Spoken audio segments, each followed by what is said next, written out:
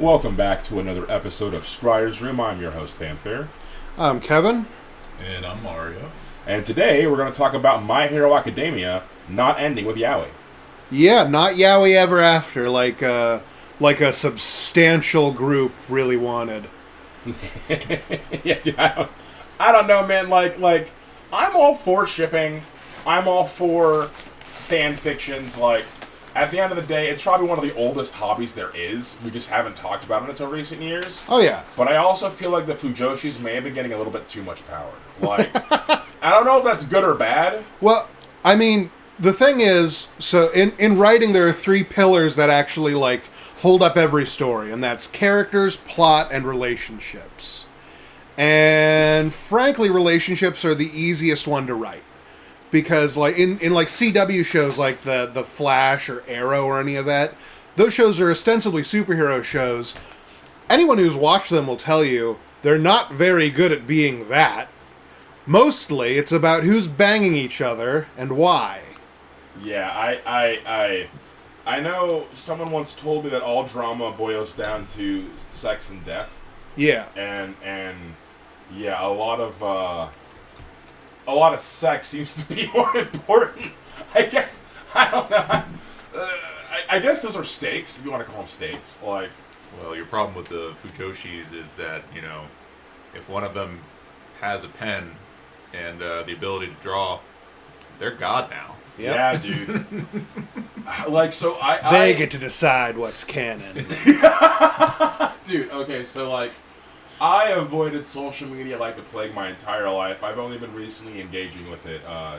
To plug this podcast, by the way, you can follow us at The Smug Grape, or follow me at SadPanda890. That's my personal one, if you guys want to check it out. And But, you can follow me on the streets, yes, but sir. That's not legal, so don't get caught. Yeah, don't stalk. Stalking bad. No stalking. Bad. Bad stalking. I have zero social media presence. Man, I think we might be bad at podcasts. Whatever. Because we were all supposed to do that first, I think. Whatever, man. So where was I going with this? Yeah, I've been avoiding social media like the plague, but having used it to get myself out there and just, like, tuning my algorithm to stuff of big Tony nature, the amount of people, persons, I'll say, the amount of persons that are dangerously good with tablets, better than I'll ever be, better than I ever was at least, maybe not ever be, but I'm out of practice, I haven't practiced in a long time. And some of these people are straight up wizards. Like, I thought Nightfall was extremely talented, and she is. She is. She's talented because she did it so quickly. I mean, she's also still very young and early in her career, and some of these people have been doing this with a level of focus that has only been matched by Bobby Fischer for like 20 years since the advent of the technology. The autistic clarity. Wait, just to hold real quick. You threw out Big Tony. Have we ever explained? I don't think we have. Big Tony? Oh, man. 'Cause We got to talk about we Big all Tony. know what that means. Our friend group is We're- tuned into Big Tony. You guys explain Big Tony. Would you like to take this? I think it was coined with Biomutant, right? Yeah, it was coined with Biomutant. All right, so our friend Tony here, I'm going to take over because I'm funny. But our friend Tony here has a certain tastes, and these tastes mostly include, like, traditionally what have been considered very girly things, such as small animals, frills, cute characters, and all that. Now, Tony is not, like, and especially, like, he's not super manly, he's not super girly, he's, like, that's not, like, what he is. He likes what he likes, and we all fucking know about it, especially because... Oh, I'm not shy, baby. Especially because whenever something comes out that contains any of these things, we call it, that's an action of Big Tony, like Big Oil or Big Pharma. Mm-hmm. It's Big Tony who's pushing the media agenda. The Zootopia 2 and... Which we have pics for, apparently. Yeah, no, we got a first look the other day, yeah. Yeah. So we're in the happening. past right now. That's how recording podcasts work. Yes, sir. So if there's more Zootopia 2 or if it's been exposed as a hoax, we'll talk about that at some point. Probably will have to replace Tony after that. He'll have committed ritual suicide. Give me a futon so I may properly commit seppuku. But yeah, so Big Tony has been, every time that one of Tony's very specific tastes is like, it's been dominating media a lot lately. We've been really seeing the advent of Big Tony popping off. Yeah, Big Tony's on the rise. So the most recent instance of Big Tony is Magic the Gathering. I tapped out of cardboard crack a while ago. Yeah. I have a plastic crack addiction to maintain. I can't do both. It's just not happening. It's not sustainable. It's not a sustainable practice. I'm not in sales anymore. There's a finite amount of money to go around. But Bloomborough, the cute little Christmas critter is set. Yeah. Just raccoons and squirrels and foxes, oh my. And most of the cards are duos, so it's like two buddies doing something. It's so cute and precious. And one of the cards is for the common good, and it's you just give all your opponents food. It's so wholesome. It's so wholesome. Yep. See what we mean? Big Tony strikes again. Big Tony. No, but it all started with this game. Oh yeah, Biomutant. Yeah, you may not be familiar with Biomutant. I was hyping it for a while, and then like the lead writer got his fucking cheek shattered by an elbow or a knee to the face during a martial arts tournament. He was like doing research for the game, doing that, right? Well, that's just his lifestyle. He just does martial arts. He just does martial arts. That's probably super good for coding. I think he was the writer, though. I don't think he was a coder. Oh, good. Yeah, that's what I'm saying. So, like, he was able to write Biomutant because he actually does martial art. He put some respect on the content. For those of you unaware, Biomutant has an incredible martial arts system in it, and overall, it's actually sort of more of like a kung fu movie aesthetic in the plot line and a post-apocalyptic animal mutant-centered storyline. Spectacular. Both of these guys have played it. I obviously haven't. I don't play video games. I platinumed it.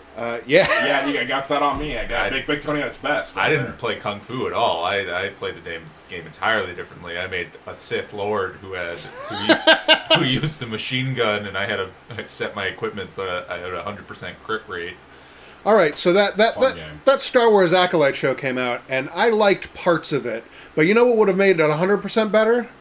The bad guy had a submachine gun that he was using to kill all the Jedi. Oh, hell yeah. Mow him now. Yeah. That's a good move. Yeah. Pretty good move. Mind bullets, real bullets. No, we get the good twin who's just like, oh, I don't know, I guess I'll help you find my sister. What's she doing? And then the Jedi Council is like, we'll tell you what she's doing, and then cuts to her just blowing people away with a machine gun. Now that's a story. Oh yeah, that's this.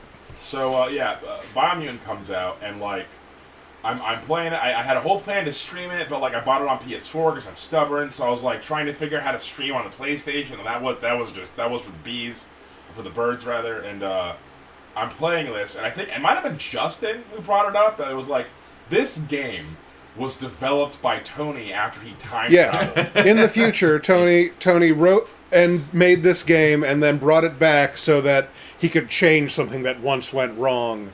Him not having any of the video game where he can kung fu in a red panda. You're a kung floof instead of a danger floof. Yeah. It's beautiful. And ever since then, it's just been the ongoing joke that, like, oh, that's Big Tony. Yeah. Like, that time-traveling bastard of all of his fucking future bucks. You know, playing the stocks as he knew everything was going on. And now we have Bloomborough, and VTubers are a thing.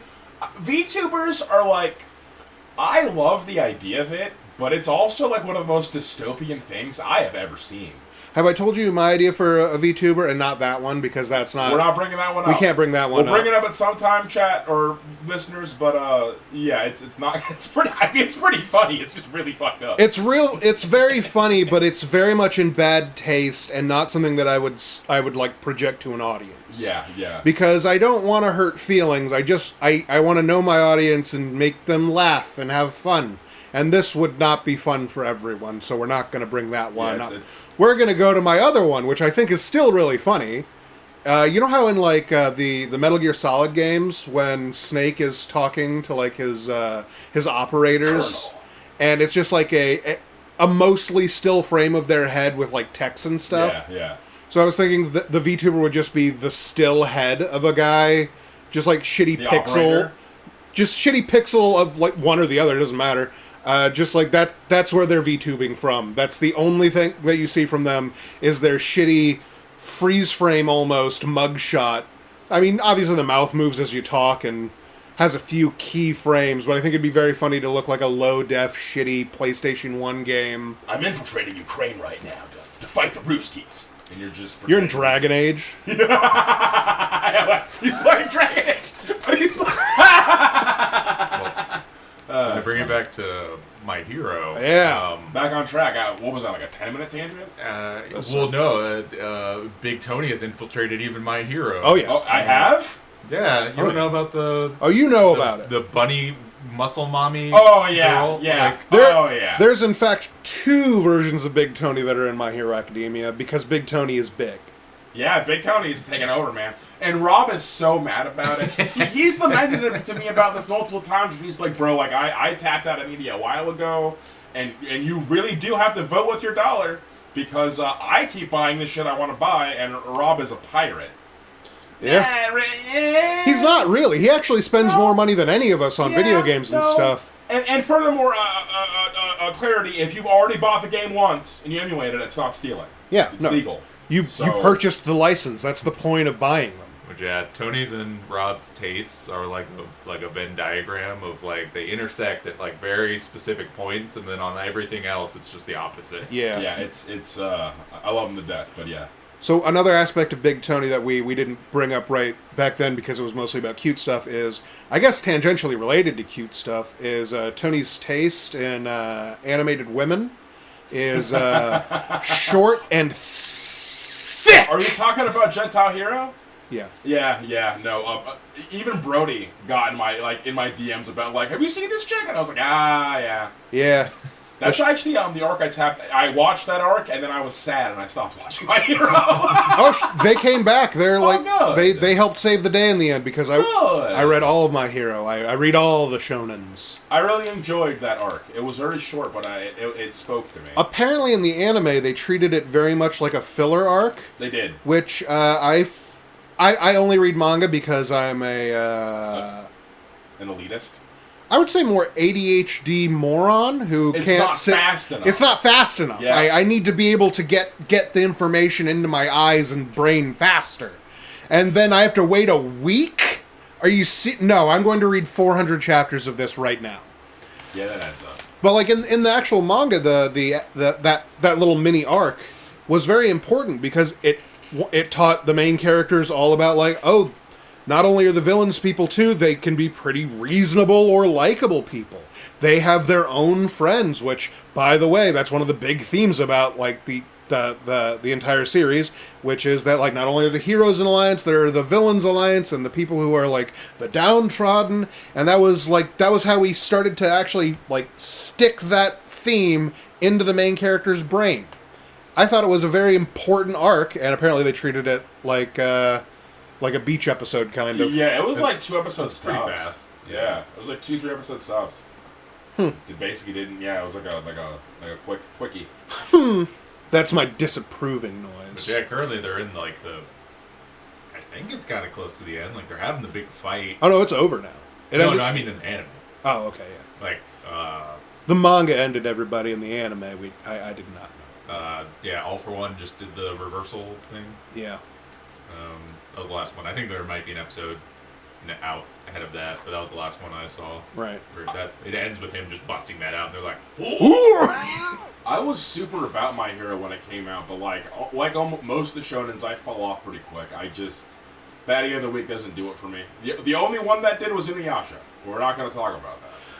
I feel that the genuinely most shonen like suffer tremendously from being an anime because they need to become Monster of the Week in order to like produce the longevity that like the series needs to have to make the amount of money back. And I understand all the economic pressures there, but if you want to like enjoy something as it is like written to be consumed, generally the manga is the way to get that. And my go-to example of this, Trigun.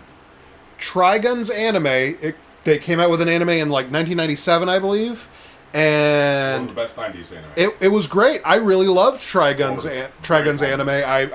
A couple of years ago, well, like more than a decade ago, I guess now, I rewatched it and I was like, there's a manga for this also. I wonder if I can get any additional lore information out of this. And then I read it, and I found out that the Trigun anime covers 30 chapters of more than 170 chapter series. There is only a third of the characters get introduced at all. They don't do any of the lore about half the characters. Knives isn't even the same guy, really. That's pretty bad. It's pretty egregious. It's pretty egregious, but Trigun's anime was still pretty good. Excellent. So then I read the manga. The manga is spectacular. You gotta read it still. It's one of my favorite sci-fi manga. Obviously, Battle Angel Alita will hold that in my heart forever. I was going to bring up, that's another perfect example of something that doesn't translate to an anime very well. It did not. Be a serial. They made an OVA in the 90s, and that did horribly, and it's also not particularly a good representation of the series. It's pretty, but it's not it's not the story. It's sort of like when a movie comes out and you're like, oh, that's based off of a game or an anime, and you walk out of it, whether or not you liked the movie, it's like, well, I mean, they missed a lot of the point, and you feel that missing. Yeah, I wanted the James Cameron film to be good. I only heard mediocre things. I haven't watched it. I need to catch up on media, man. It was what I would call fine.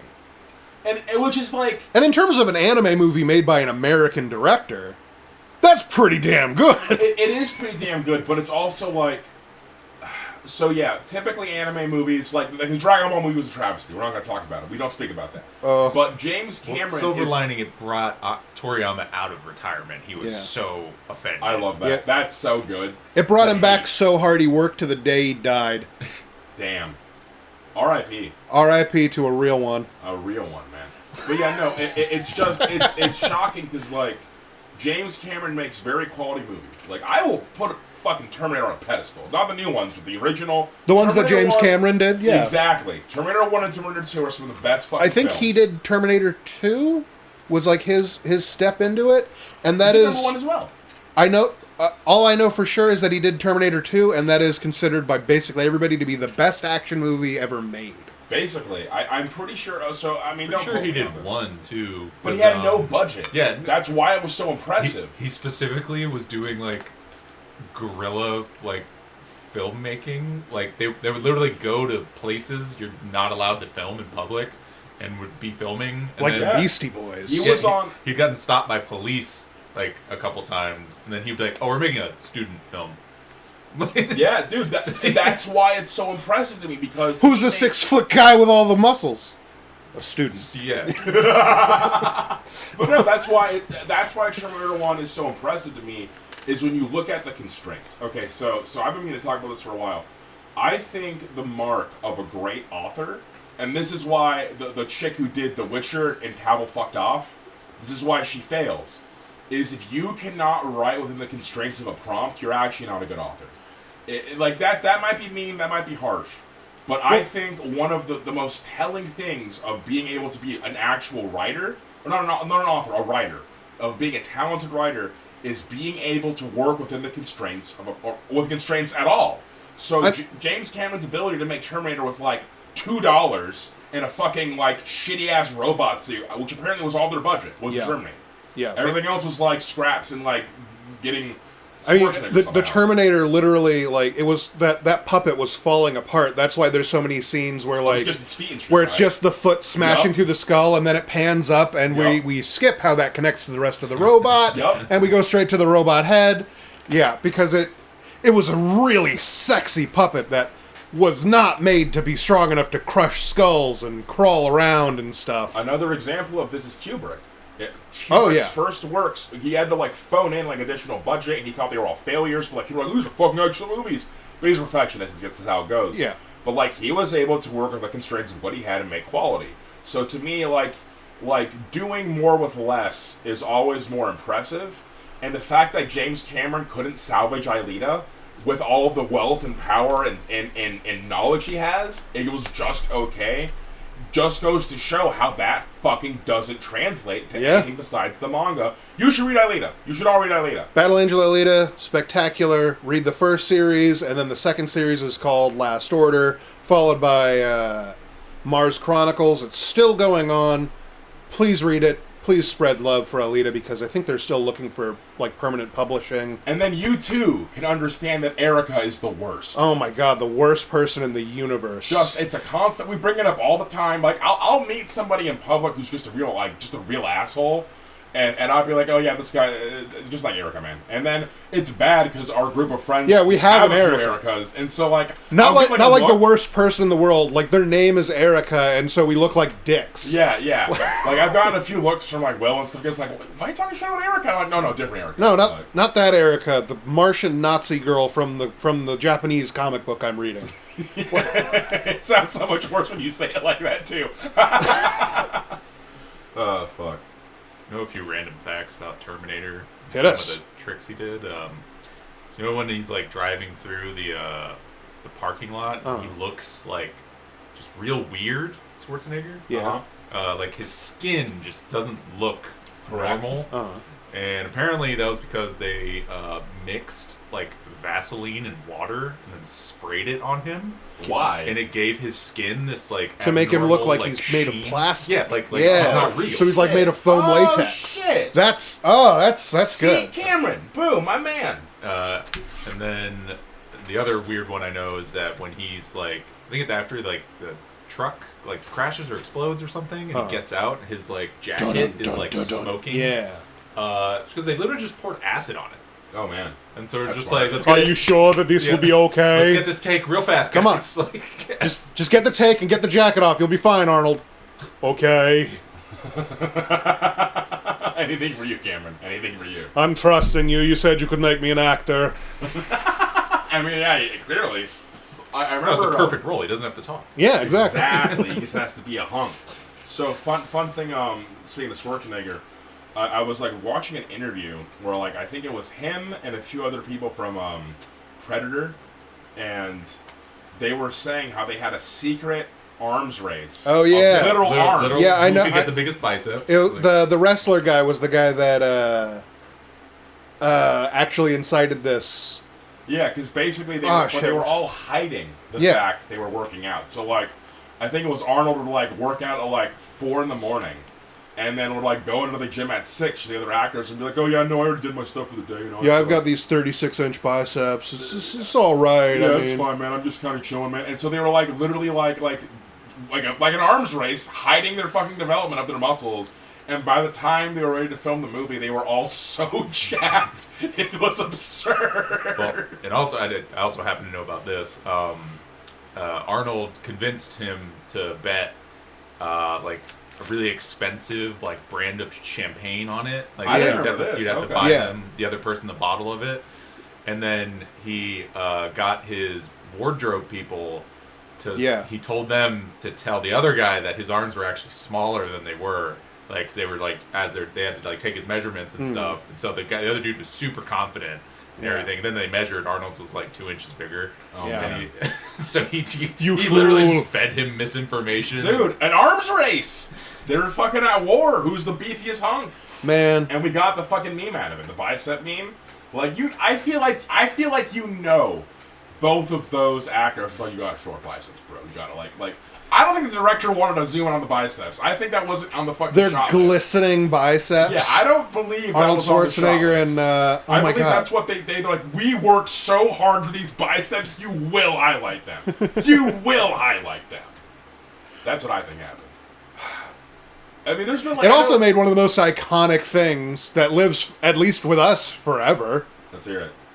You son of a bitch, and then Oh, just yeah, the clasping of the yeah, hands. dude, yeah, you son of a bitch. Boom. One of my favorite homages to Predator is in Total War Warhammer 2. Yeah. So like when Oh, when yeah. Skaven first launched, they were like a half faction, and one of my boy crushes, the Legend of Total War, just hated them. He thought they were the worst faction. They weren't fun to play. They didn't play well, and I agreed. Like I still played them because Ratman Go Burr, I love that. That's part of it. And they have Tony. Quake Head Taker, and he made Storm Vermin better, and I'm a simp for Storm Vermin. I'll be running 40 at Nova. But Pause real fast. No, not literally, just yeah. actual Tony pause. Another aspect of Big Tony, the Skaven are seeing a massive resurgence, which has been his personal army for many a year. I've been playing Skaven for 20 years. Exactly. I have been a rat furry for 20 years. Not sorry. Go on with the story. Sorry to yeah, interrupt. but so he like Total War was like Skaven suck. Like I was like, yeah, Skaven kind of suck. And then we got, I might have been the first or the second DLC, the Prophet and the Warlock, Skaven versus Lizardmen. Specifically, the Prophet Tehenoin, who was like, he's the big anti-Skaven guy. He's a skink. He has the red-crested skinks. He worships the god Sotek, who's the snake god, and snakes eat rats. So like it was them that purged the Skaven from Lustria during the Great War that was there. That's when Clan Pestilence rose to power. It's a whole thing. I'm not going to talk too much about Warhammer. But the other character Make a different episode of that. The other character they introduced was Ikit Claw. Oh, yeah. Ikit Claw, everyone loves Ikit Claw now, ever since that fucking DLC. And the way they highlighted that DLC is they did frame for frame the bit from Predator, where they first encounter him and he shoots that one guy with the plasma ball and he falls over, and the other guy freaks out and just starts shooting into the woods randomly. Yeah. That is one of the most Skaven things I've ever heard of, and they did it frame for frame. They have Ikit Claw with a few of his, like, techno-rats, because they introduced the techno-rats with Ikit, and then, a fucking Lizardman just blows a dart and kills one of the Rattling Gunners, and his partner picks up his gun and just starts screaming, ah! And just starts blasting into the forest aimlessly. All the other guns are like, fire! Ah! And they just start blasting into the fucking forest aimlessly. It's so good. It's so good. Quintessential Skaven, you're doing great work, CA. So Predator, James Cameron, excellent. So, you had mentioned something about brackets? Yeah, so I'm very easily influenced, you see, by the internet.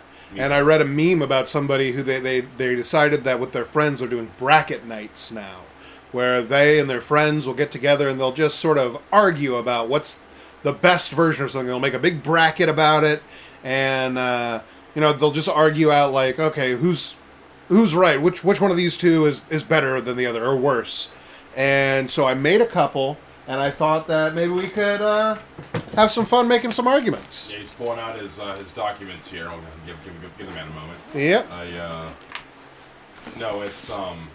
It's always interesting to see tier lists and stuff, and then to see the arguments people make. I am of the personal belief, I am down with almost anything you're saying or doing, as long as you can back up why. Why do you think that? Why is that the case? Is it a coherent argument? Besides, like, I just do. If you're the kind of person that says, I just do, like, work a little harder, man. Like, I don't have to respect your opinion if you don't even respect your opinion. So, if you want people to give a shit about what you're saying, back it up with something that makes sense. And brackets are a pretty fun way to And by the way, for that, specifically, like, I just do thing, people need to fucking understand that. You know what's a fine reason to like something? Whatever reason you like it. You think it's funny. You think it's cool looking. You think it's cute. That's what I'm saying. You don't need to be like, well, scientifically it's better or cuter or what. You can just say, I think it's blank. And that's better than I just do. Exactly. I just do is like a standoffish, like, it's just shitty, man. It's just shitty and doesn't drive the conversation forward and just feels bad. For me, who's a curious person. You could say, you could say, I think it's funny, or it makes me smile. I'll take that. I need a few smiles from time to time. Yeah. But better than fucking nothing, which I just do, might as well be fucking nothing. Yeah. Yeah, all right. Yeah. So we have a choice of brackets. Do you want to go with the one we talked about? Yeah. All right, we're doing Pokemon. You play Pokemon at all, Mario? Stopped at 3rd generation. Well, you're going to be learning about some new Pokemon, both of you. I played Sword and Shield a little bit. You'll probably recognize them because you've been in the world, and Pokemon's pretty big.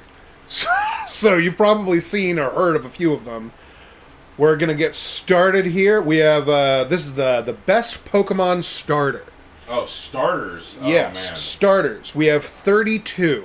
You'll notice that doesn't match how many starters there currently are, and that's because brackets only work when you can evenly divide something by 4. Who didn't make the cut? Everyone made the cut. I had to add extras. Oh. Like Pikachu? I added Pikachu, Eevee. Yeah, that's fair. Pikachu technically a starter. Yeah, exactly. And then- that was my first Game Boy game. And then I added some that I think they felt like starters, and they're starters in other games that you can play, like Riolu turns into Lucario. Well, he's a starter? No. Oh. You can use him as a starter in Mystery Dungeon games That's the one. and Okay. a couple of the other spin-off games. But I feel like he feels like he could be a starter. He should be. And if you could have a steel starter, I get that. We also have Togepi. Yeah, fan favorite. You get Togepi after the first badge in the second generation games, and he's a little guy. So I'm gonna have it count. And if I doubt that either of those will be particularly the winner, but they're in there just to even out the numbers. Okay. So what are we starting with? What's the first matchup? Round 1 matchup is Cyndaquil and Chespin. Well, Cyndaquil, because I don't even know what the fuck Chespin is. Is that the grass one that turns into the tank? Yes. I'm gonna pull him up for you. Don't like him. Cyndaquil will burn to ashes. Fuck that guy. Also, they wouldn't even be able to beat each other. I know it's not, It's not about them beating each other. It's about who we like best. I mean, Chespin does look pretty good. He's just a little guy. He's a pretty cute little guy. But Cyndaquil was iconic, man. I guess he doesn't hold a candle. No pun intended. Now, full disclosure, Cyndaquil is my favorite starter, so obviously my vote is also for Cyndaquil. Yeah, I was wondering. You're giving Chespin a lot of accolades here. That's pretty fair of you. That's very fair of you. Importantly, there's 3 of us, so there should never be a tie. Yeah. And this man, my man Mario here is the most ignorant, so he'll probably be the tiebreaker in most of these. Yeah, I don't know what the other one is. I'm going to pull him up for you. Listeners, if you haven't noticed by now, I'm a very opinionated person. This is Chespin.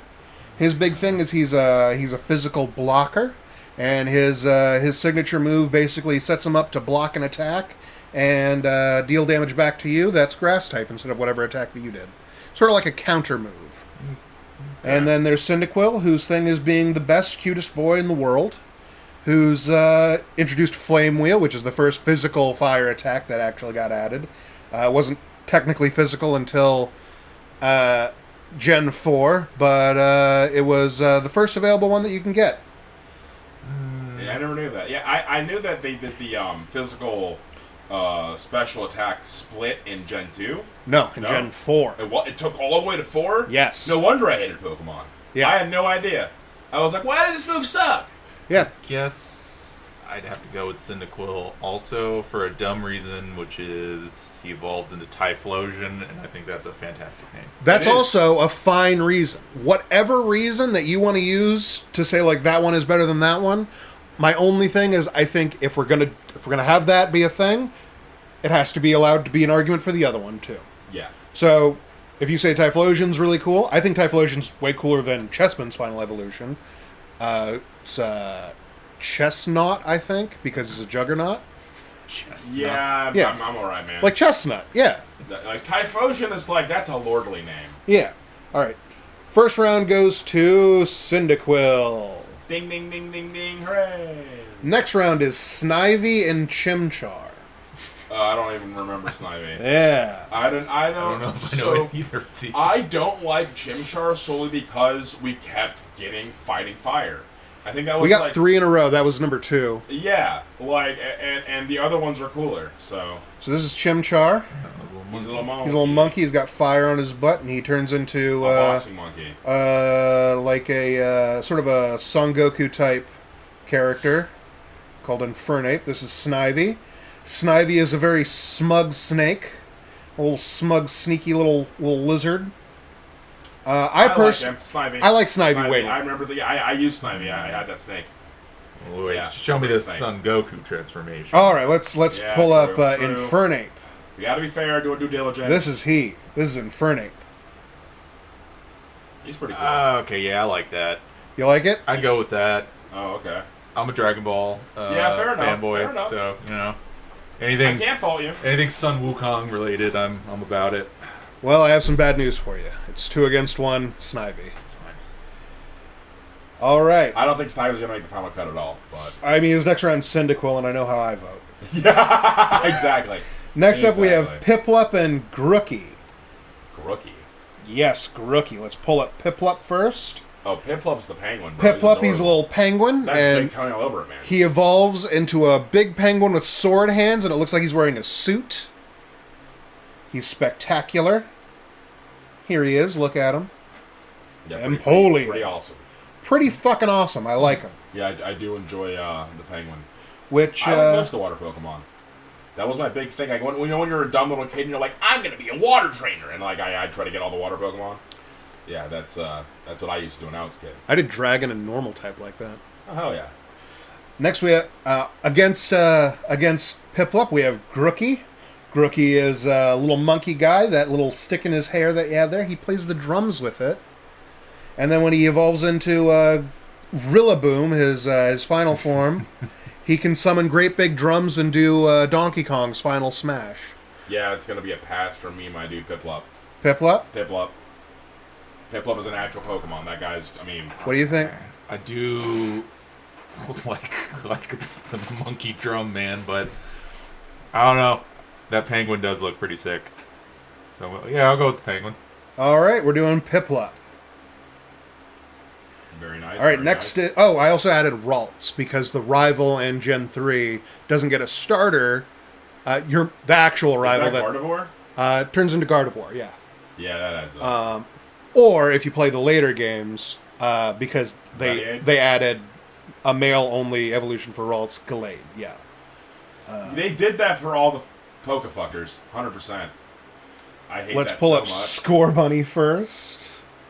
Oh, I don't like Score Bunny, yeah, which is weird. I'm all about bunnies. I hate their design. Score Bunny is good. Sorry, I love Score Bunny, Yeah, the very other first, two. and then he evolves slowly into looking like people filled up like bags. I guess like he doesn't have Yeah, I don't like delineated features. He's just I don't like him. I like the second evolution more than the last. The last one, I just don't like it. he just gets worse and worse in my opinion. Yeah, he does. That's his base He form. gets less and less character. And then Raboot, and then Cinderace, who I guess as the years sort of becomes Super Saiyan-y, which now that I'm seeing that conceptually, I really like that. I mean, and he's a soccer player, so like I understand what they were going for. I just think the execution was poor. I don't. Yeah, hard pass. I don't like. All it. right. But yeah, the first one's great. On the other side, we have Ralts. I've seen this. Ralts is a psychic type. fairy type, which means that they are fucking busted as hell. And evolves either into Gardevoir, who is a pretty lady, and Gallade, who is a pretty man with sword hands. Yeah, I want to say Ralts for the memes, but Score Bunny because Bunny good. That's where I'm at. I'd go with Ralts, mostly just because it sounds like it has. This one I'm going with like off of numbers. Just that it seems like it has better type, and then also versatility with two different final evolutions. In terms of who's better competitively, it's Ralts. Let's give it the Ralts, because like I said, the Score Bunny gets a lot of negative points because they are the thing holding up the evolution tree, and they're the first evolution. Yeah. Not a good look. Whereas Ralts stays pretty good, and Yeah, I like all the designs. All right, next we have Chikorita and Froakie. I'm gonna have to go with Froakie, despite Bayleaf has a very special place in my heart. I use Bayleaf a lot, and Bayleaf is This is terrible. Chikorita? apparently. Like I did not know Pokemon well. Is Bayleaf terrible? Is that real? So, Bayleaf is the middle evolution. Okay. Meganium. That's the Meganium one. is useful because it's a special attack and HP wall. It doesn't. It has super high special defense and pretty good HP. So, like, if you hit it with a special fire type attack, which at the might time not that was one what all shot. fire types were, it wouldn't get one shot. Okay. So I'm literally ignorant, man. Okay. Don't worry, I'm I a remember Blissey was the one I used. power nerd professional. Use Blissey? Yeah, I used Blissey as my tank. Oh, the big pink egg love Blissey. Yeah. Chikorita is a green potato, as we can see, that evolves into a big flower dinosaur. Yeah, I'm familiar with Chikorita. The And other one I have no idea. That was one of the best assist or Pokeballs in Smash. They just would shoot the blades and yeah, very good. Very good. Froakie is a little blue frog who evolves into Big Blue Frog Ninja.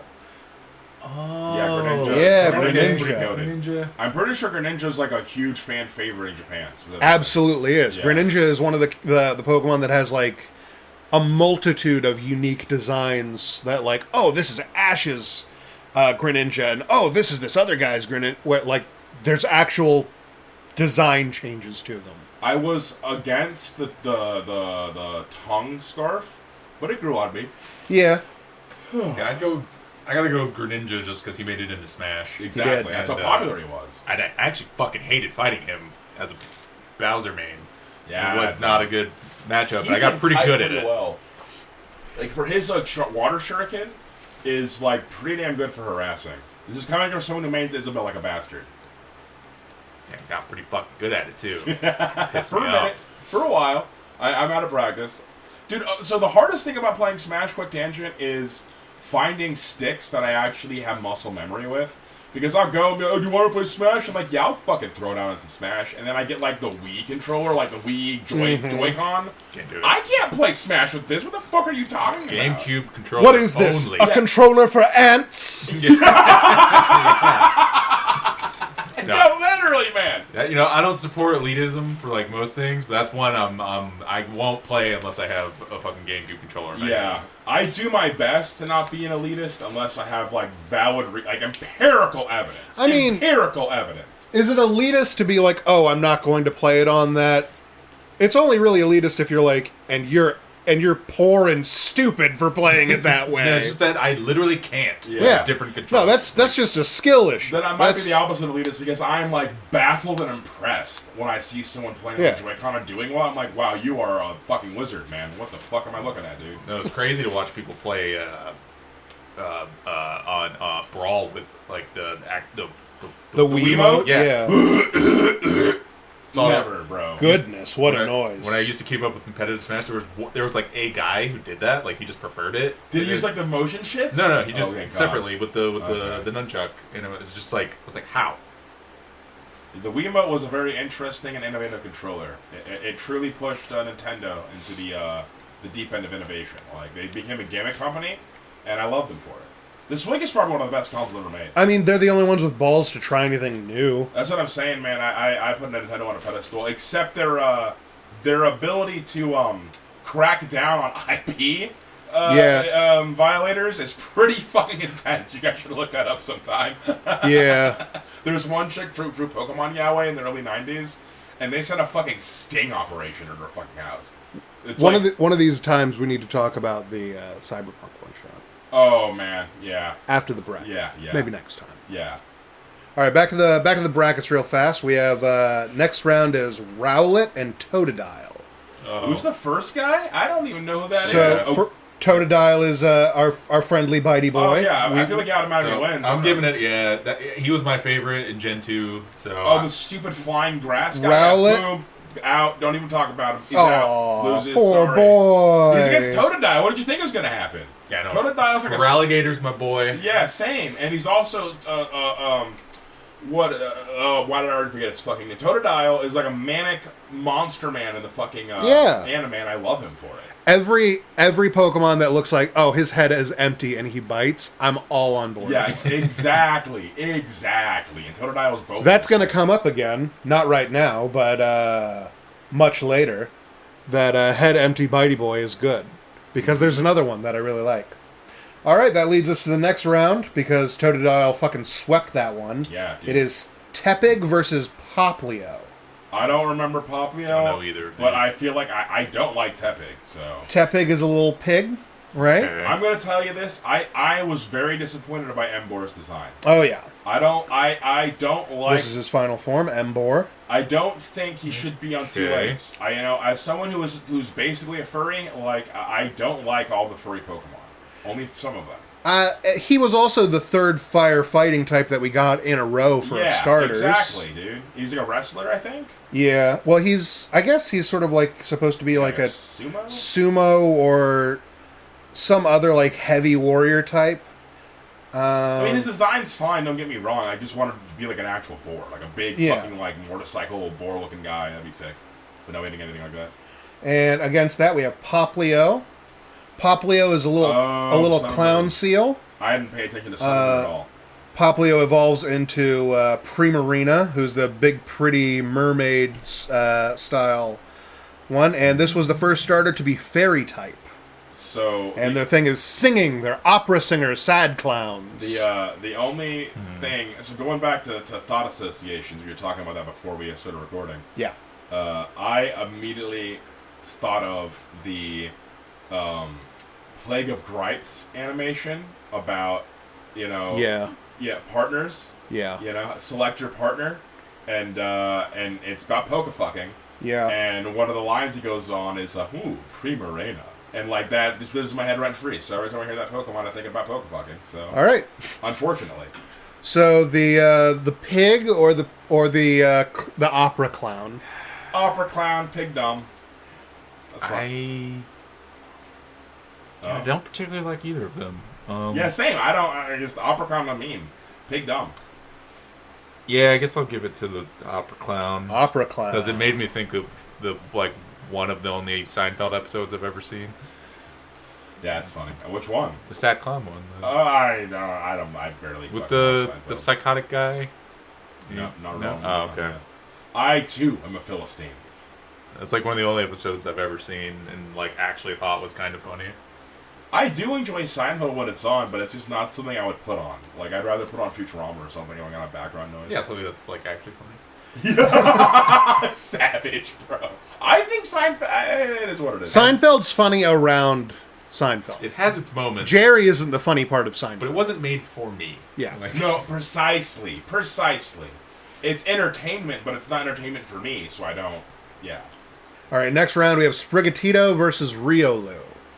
Oh man. Sprigatito is the weed cat. Okay. Weed cat wins. This cat was memed on heavily, and then it evolves into yet another. A lot of porn on that one. Lot of furries like that A lot one. of porn on that I one. can't imagine why. This is really this round is the furry clash of the titans fuck, because bro. against More Sprigatito porn of that we one. have Riolu who turns into Lucario, fighting steel type. Much more porn of that one. Well, Yeah.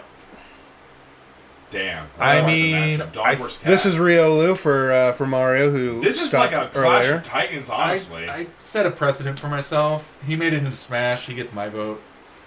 The big Tony says weed cat, but being fair and honest, it's gonna have to be Riolu. You think Riolu's better? Once again, he made it into Smash. They're also steel fighting, which is such an interesting type. Yeah. I really do like Lucario. I think they're just a cool, good Pokemon. Lucario also I didn't introduced. even know he was a steel fighting. Why can he shoot laser beams? The Aura So- Sphere is the first special attack steel move. So He's Kamehameha. the actual lore behind him is he has all these spikes on him, and they help him communicate with aura, which is the explanation for what fighting type actually is. He just has ki? Because fighting type is just them punching each other. How's that magic? All of the Pokemon stuff, technically speaking, is them doing borderline magic.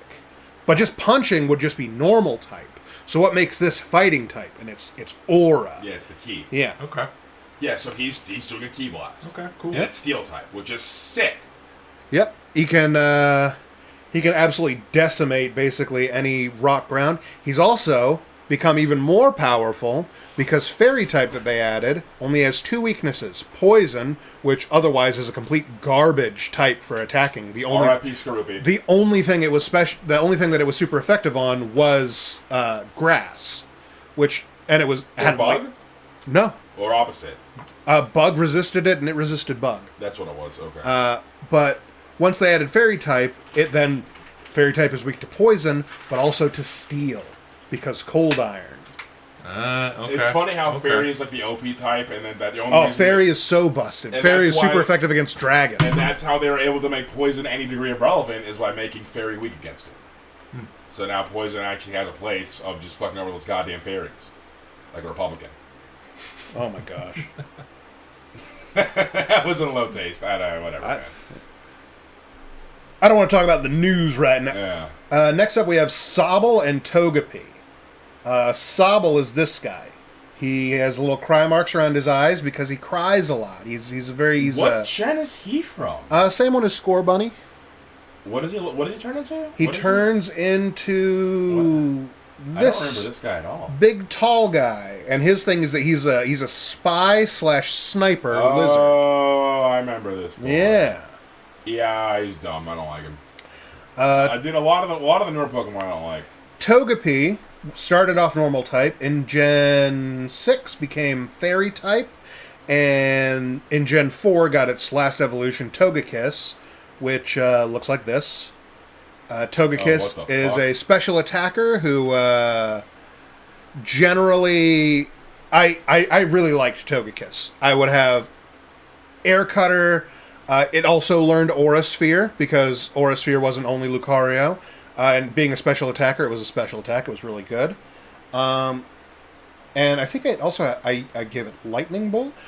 Thunderbolt. Doesn't matter, because once it became Fairy type, it became unbelievably busted. My vote goes to Togepi. Yeah, I'm going to go Togepi. Yeah, I have a lot of nostalgia attached to Togepi. And listeners, we have mentioned this before in a previous episode, but Kevin was kind of a big deal on the Warbeast training brackets. He, not that 4chan should ever be gone to by anybody, but for a while over on video games? I think it was before. Yeah, I think it was before they actually had a Pokemon board. Yeah, he was one of the contenders on V. Yeah, and then they made a Pokemon board to contain all of us because we're pretty fucking annoying as a people. Insufferable. Impossible to be around. Yeah, 100%. And then they made a containment area for us, and then I had to deal with exclusively those people, and then also that broke him quickly. Yeah, I stopped pretty much being competitive after that, just being a playing for fun style of boy. Well, yeah, Kevin is all too familiar of breeding Warbeasts. Oh yeah, not the way I would breed Warbeasts. No, you can't have any empathy in it. You gotta just make sure that the moves get on the right boys with the right IVs and get them the right EVs. And now the kids don't know nothing. You just open up the pause menu and you change those numbers like it doesn't mean nothing. It's so cute that you thought I meant actually playing the game. Oh my gosh. Listen, man. All right, you want to talk about Big Tony? Lopunny. That should have never have happened. Lopunny is a problem. It's literally It's a Playboy bunny Pokemon. Yeah, they knew who they were designing that for. This guy. Yeah. Anyway. All right, back to the brackets. Next up, we have Turtwig and Mudkip. Turtwig is this guy. He's a little turtle. And then I like him. He evolves into a big turtle with a big old tree growing off his back. He's a good guy. I like him. Yeah. Look at him. Huh. Okay. It's pretty cool. And then we have Mudkip, who everybody likes. Axolotl, man. One of the oldest memes that we have is I heard you like Mudkips. Yeah, I heard you like Mudkips, man. And he turns like a big old bog monster. He does. Yeah, I love him. He turns into Swampert, and Swampert even has a Mega Evolution. Oh, fuck yeah. Which makes him big, beefy man. Does the turtle have a Mega Evolution? No. Well, looks like we have a winner then, don't we? Someone's clearly a cuck. Yeah. That's so fucking mean. This is how he Mega Evolves. He gets extra muscles. Oh my god, what is he named? That's just Swampert Mega Evolves. So Mega Swampert definitely cucks that turtle. 100%. Yeah. Look at him, just dude. hulks out. Yeah. He's a Chungus. He's huge. Yeah. I'm familiar with Mudkip, so I'll go with Mudkip. Mudkip it is. Yeah, I lived. That's what he says. Yeah. Like. Now we have. Oh, the shiny one's really pretty. It's pink. Oh yeah. Now we have another empty head Bitey Boy versus one of the all-time classics, so I feel like it's already decided. Oh man, I like Bitey Boys.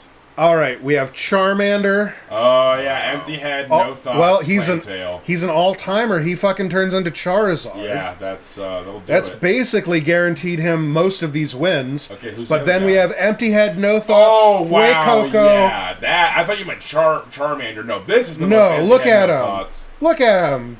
Not a thought between those eyes. What does his final form look like again? He turns into Skeledirge, who's a giant crocodile with flames coming out of his mouth, with a big old fake fire bird on its head that turns into a microphone. And so, like, Narizard... by the way, I only ever call Charizard because he's so dude bro, Leo. Yeah.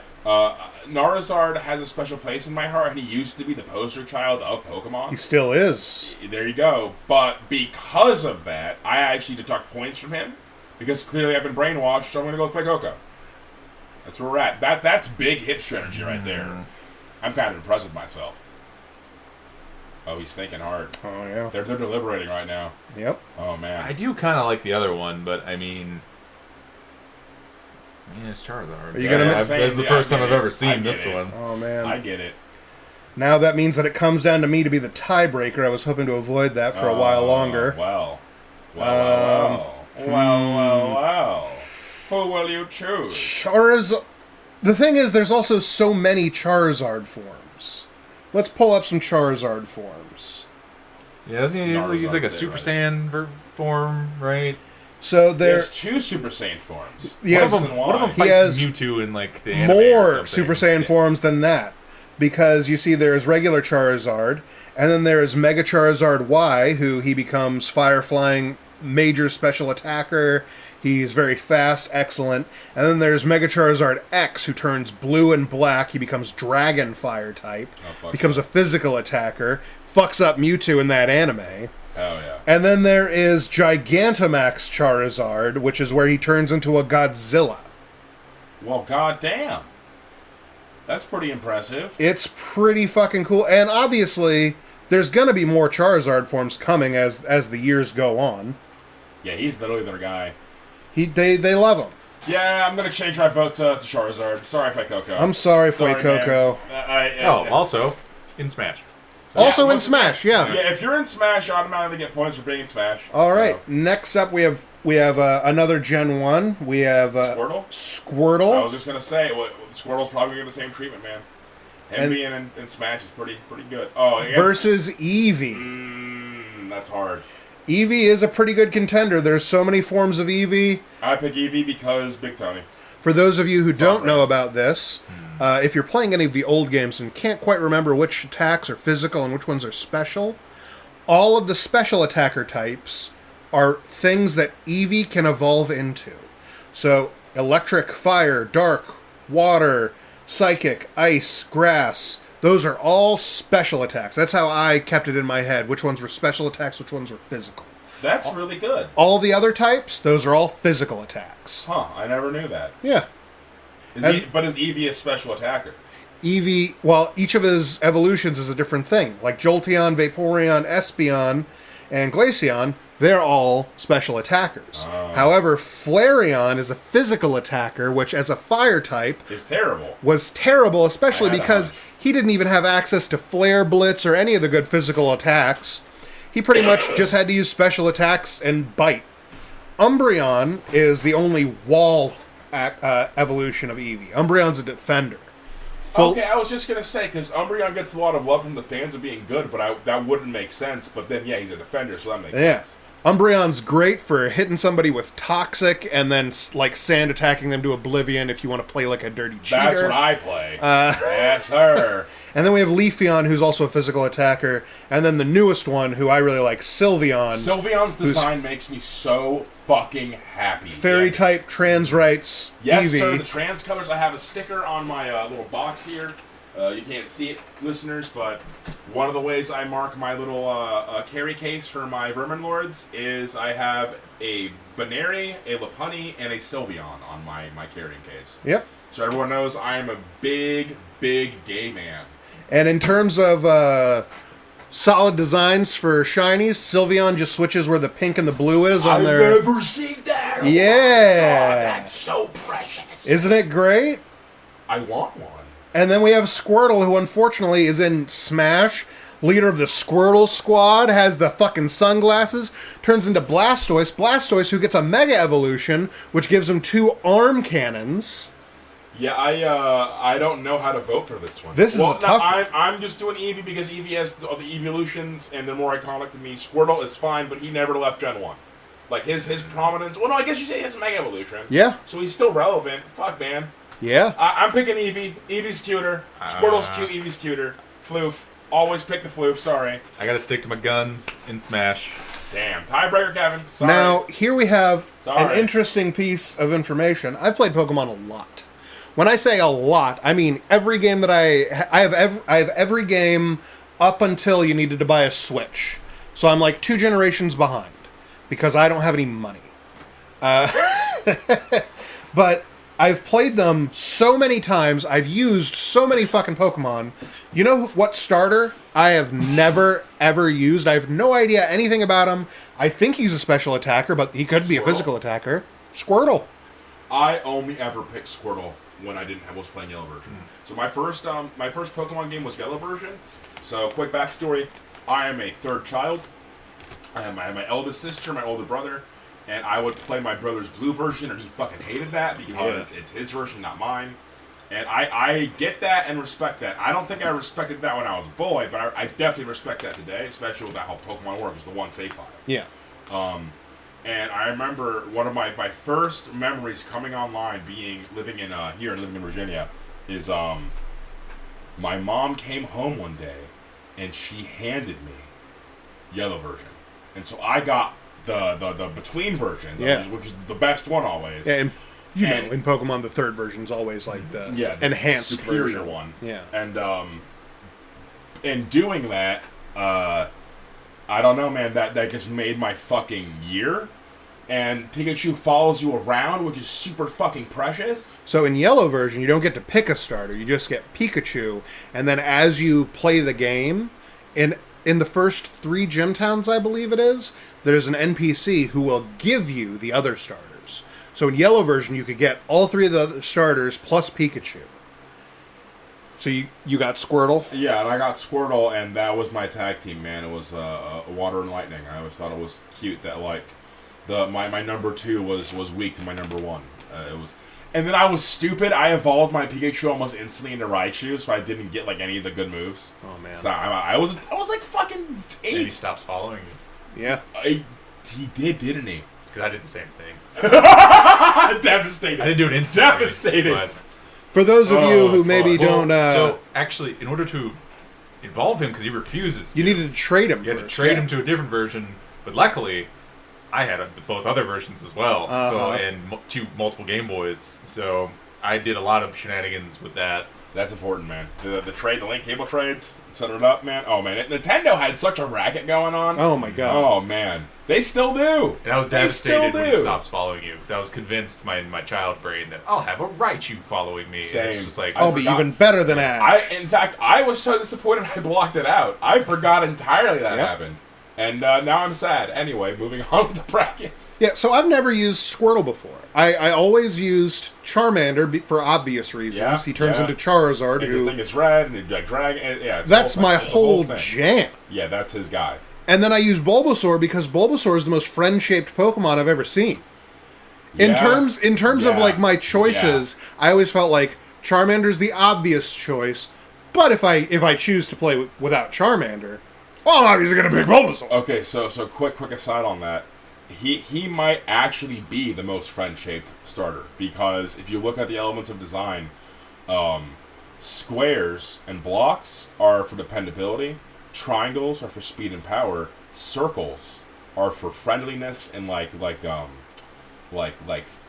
heartfulness, you know, like youth is associated with it. It's feminine energy versus masculine energy being straight, right? So Bulbasaur is literally a bulb, man. His entire design is just round curves. I don't think he has a single. I mean, he has his triangle teeth, but he has points on him. But the visual language of him is that he is a round thing that ends in a point, sort of like an onion. But his silhouette is a square, so he's a dependable circle. That's friend, man. Dependable friend. Yeah, I don't know. Anyway, just an observation. All right. So Squirtle or Eevee, you guys have 1 vote for each. I have to be a fucking tiebreaker. Eevee, already picked. Unfortunately, I think I have to go Eevee with this, simply because I've never used Squirtle. That was already, like, the second you said that, I knew. Human pack bonding instinct is extremely powerful, especially with pixel porn, man. I'm going to need to play a game and use Squirtle now. But, that's how it goes. Next up, we have Quaxley and Trico. Oh, let's pull those up. I don't care about either of them. I know who Trico is. Quaxley turns into Swanna, and I just didn't care. It's just Carl. Trico is this guy.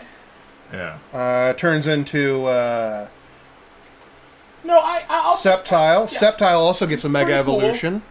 In his Mega Evolution, he becomes a dragon type with a missile ass. They never appealed to me before, but looking at them now, they're all right. They're all right. They're doing good. He's doing good. Let's pull up Mega Sceptile real fast. Yeah.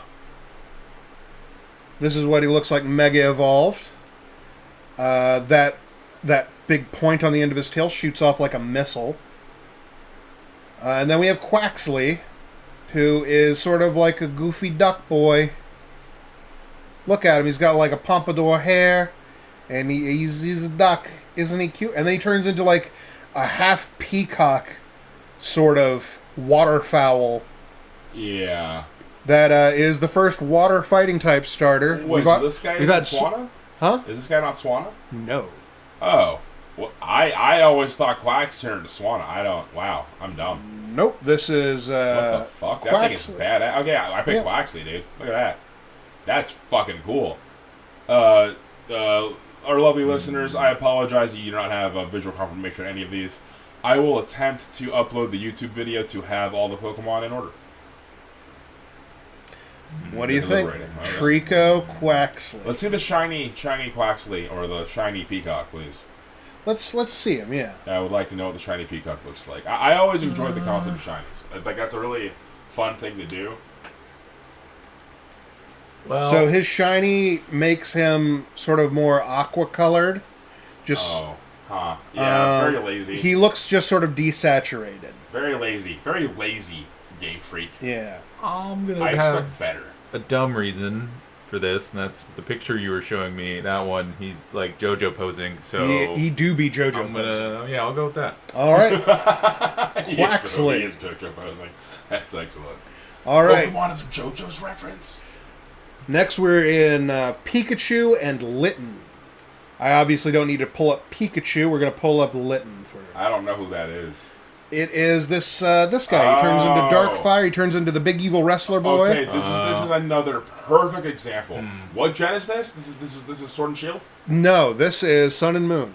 Oh wow. Okay, so this is another perfect example of when they released the starters, and I was like, oh, this guy's gonna turn into something sick. He's gonna be like a fire lion or something with a sick ass mane and like fucking claws and maybe like multiple tails, and he turns into a fucking Mexican wrestler, a luchador, I think. Is that what they're called? Well, I believe that he Or is he specifically like is a wrestler heel, like a villain wrestler. He has a belt made of fire, like he's a championship belt. I thought he was supposed to be like a luchador. No, that's speaking of luchador Pokemon. Familiar with Hawlucha? Well, no. I was gonna say, am I racist for this? But I guess they did do one. So yeah, no. That's all Japan, not me. Hawlucha is excellent boy. Oh, look at this guy! He's fighting flying type. Oh, that is the most luchador Pokemon I've ever seen in my life. And his big thing is that he Flying learns V? he learns all of the attacks that like are 2-turn attacks, like High jump kick? fly and bounce, and he does high jump kick obviously also, because he jumps off the top rope. Yeah, that is probably one of the best Pokemon they ever made, actually. Lucha. Too bad he's on the bracket. No, he is not. Pikachu or Litten. So Yeah, Pikachu. and Cineroar makes it into Smash as well. Yeah, there you go. That's But- fine. That's fine. So does Pikachu, Yep. and I like Pikachu way more. And Cineroar, I hate fucking fighting in Smash Ultimate. So Grab Pikachu. bro. And Right. Pikachu, he do be the boy. He's So, yeah. I'm going to get roasted for this, and that's fine. Any character in fighting games that their whole thing is grabs, and you have to know how to break grabs, this applies to, like, BlazBlue, to Guilty Gear. Like I hate Potemkin. I don't know how to say his name in Guilty Gear. Potemkin, yeah. I hate mains that play him. I'm too dumb to, like, and I just can't. My reaction time ain't there. Which is on me, 100% on me, duh. But, yeah. Same thing with Tager, man. Tager was a problem. Iron in Tager's BlazBlue. so cool. Iron Tager is a very cool design, and he's actually one of my favorite characters in the story. He has a really, like, BlazBlue's story is fucking impeccable. If you don't know it, you should watch a YouTube video on it. It's fucking excellent. We'll probably talk about BlazBlue in an episode now that I'm thinking about it. I haven't played it in a long Definitely, yeah. time. Because I got mad about my fight stick. Anyway, a story for another day. But yeah, Tager, like, has a move where if you don't do the guard block, like, in time, it will take out, I think all the characters have different HP pools, but as Noelle Vermillion, one of my original waifus, 80% of your health. Goodness. And then that's kind of the match they're in it. But not necessarily, because he's slow as shit, and you can gun counter the fuck out of people with her. I've pulled some shit out in a pinch. Anyway. All right, let's get to the next Yeah, round. Bad tangent, my fault. Brings us to Torchic and Fennekin. So Torchic, third gen fire starter, turns into the first firefighter. Blaziken.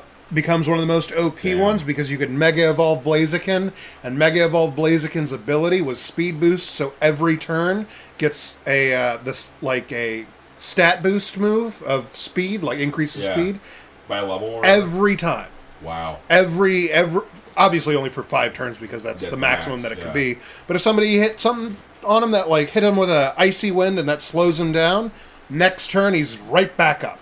So it occurs to me that this is a very difficult decision for me. Yeah, especially because on the other side of Torchic we have Fennekin, who is extremely adorable, Another contender for the most porn. and evolves into a pornography monster. Yup. They knew what they were doing. But frankly, I really love Fennekin's design. I do too. They're a floof. They're like a great floof. They're a fire wizard, like a Yeah. firefox. Well, I think This is what it turns into. Do they have Will of the Wisp? Yes, they do. That's their. Okay, there you go. I didn't even know that. Also learns many excellent type coverage because it learns Shadow Ball. You can teach it Psychic. Oh, learn Shadow Ball. Yeah. Yeah, I'm pretty sure it can even learn Energy Ball, which is a grass type attack, which can fuck This over. should be a water types. no-brainer in But- the name of Big Tony, but it's actually not because fucking Blaziken to me is one of the most iconic Pokemon. Are you familiar Also- with how Mega Blaziken looks? No, actually. Bam. Oh my god, that's giving them more. It's even that's almost the tiebreaker, man. So, when I was but a boy, I attained a super brown, super brown belt in Taekwondo. I know how to throw a few cool kicks. I always put kickboxing on a pedestal. So Blaziken has a very special place in my heart because they were relevant when I was doing kickboxing. So that's just, it was like, I could do some of the kicks they did in the show or whatever, and like some of the other kids like, that's so fucking anyway. One of my favorite things about Blaziken is not Blaziken itself, but the fact that using Blaziken, you can breed into Hitmonchan, Hitmonlee, and then technically from there also Riolu, Lucario, Blaze Kick, which is a physical fire type attack. Oh, fuck. And it's a very good one. And That's cool. also it learns Sky Uppercut, which at the time it was just a very good fighting attack. That's how most people thought of it. But if you didn't know, if someone is using Fly or Bounce, any of the attacks that send you high up into the air so you can't be hit that turn, it will hit them, do extra damage, and take them out of the air. Oh, man. So they get their attack canceled. Pretty good. Or will we be the super cute floof Fire Wizard? I'm picking Floof. I'm doing it. Sorry, Big Tony. I've never seen this one before. Adorable, right? He looks like almost like a flame version of Alakazam, though, and I think that's pretty awesome. It's pretty much a flame version of Alakazam in-game. Yeah. It's a psychic I'm fire. pretty sure that it's Psychic. Yeah, it's Psychic Fire. I'll Yeah, go so with that. far. I like Blaziken, but it was like never. You're always a wizard, dude. Like, you're Yeah. always playing the wizard, and that's the wizard maxing. Otherwise, it's the martial art maxing, which is the opposite of a wizard. Yeah, which is All cool. right. And the last round, the last matchup of round 1 is Bulbasaur and Oshawott. Bulbasaur. Bulbasaur is maximum friend shape. Oshawott is the one that turns into, like, the guy with the swords. Turns into Samurott. Yes. Yeah, they're fine. That's another design I was just not on board with. They could have done... This is Oshawott. He uses that shell on his chest, and a blue energy blade of water energy comes out to use his signature attack, Shell Cutter. It's a physical water move. And then as he evolves, he then gets 2 shells, so he can dual wield as Duat. And then he evolves into Samurott. And many people assume that he would use that big shell helmet as his sword. No, he takes the shells off of his arms and then stands up like he didn't turn into half a fucking seal. And I sword hate fights his that design. way. I hate his design. Hate's a powerful word. I deeply dislike his design. My problem with him is that his main shit is, you'd think a physical attacker, right? He's not? He's not. He's a mix, which means that he's not especially good physical attacker or special attacker. So he's useless? He's actually super useful. Oh, He's just okay. not good.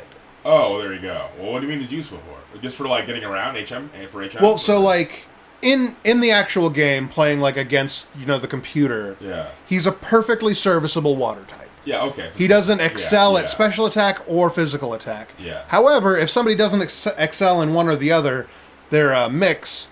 Typically, that means like, oh, well, then I should just get a special attacker or a That's physical what I'm attacker saying. to Yeah, get going. I know how like min-maxing works. Yeah. You want one thing to be really good, and that's your role. Otherwise, you don't need someone to do multiple roles. And then on the other side, we have Bulbasaur, who's extremely friend-shaped, and was at least for many of us, he was everyone's introduction to fighting with status moves rather than actual attacks. Leech Seed. You could hit him with that Leech Seed Poison Powder combo, and in Gen 1, there was a bug, so that Leech Seed, instead of operating only off of itself, which takes, I think, 1/16 of your health every turn and then heals you of your enemy's health and then heals you, it would actually pair that damage with any damage it takes from poison.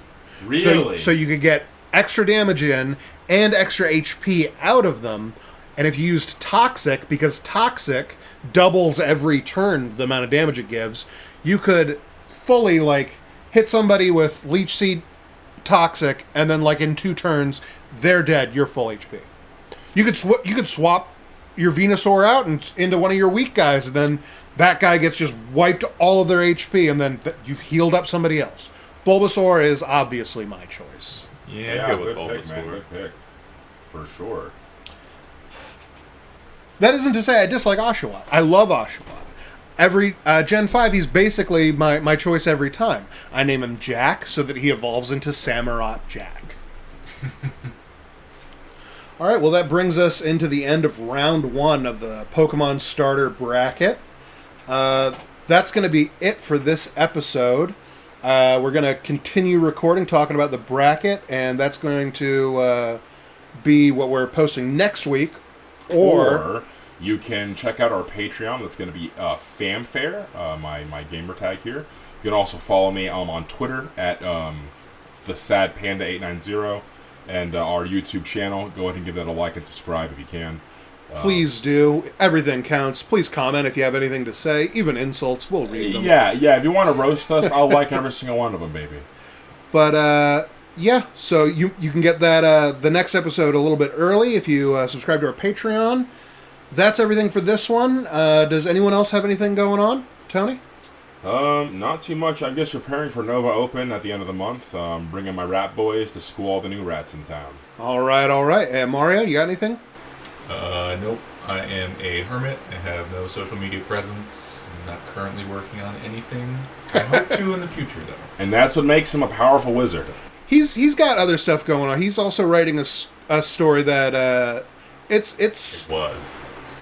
he'll come back to it. I'll make him. Well, for me, I'm obviously working on my stuff as well, but I am also looking into making a video specifically about writing, which you can probably find basically here as well one day. I'll let you know when that's going on. Yeah, I will not be subtle on the details about that. Yeah. But this man knows his stuff. I'm actually working on a novel as well, and everything I know because I bounced it off him, and he made sure it made sense. So. I think between us, we make some pretty decent writers. I'm already published. You're well on your way, and I'm going to make Mario do it kicking and screaming one way or the other. Oh yeah, I'll be watching. I'm bringing my hands menacingly. We got any plugs? Yeah, we're gonna plug. So Mario had mentioned Tarnished Archeologist. Yeah. So he is a lore tuber, specifically for Elden Ring. He does a couple other. Covers a little bit of Bloodborne and Dark Souls, but mostly Elden Ring. And I think he's one of the best out there. He's fucking incredible. Applies actual, real life architectural techniques to the game. So if you want to have your mind fucking blown, not just from like lore, just the details that From Software put in their game, go check that guy out on YouTube. Yeah, always check out the lore. The deep lore, the good lore, the bad lore. We're big fans of lore channels around here. If there's any ones that you want us to check out or anything, make sure to drop a comment and definitely check out Tarnished Archeologist. Yes, sir. Tarnished Archeologist. Check them out. And with that, we'll see you next time. Have a good night. Good chilling, everybody.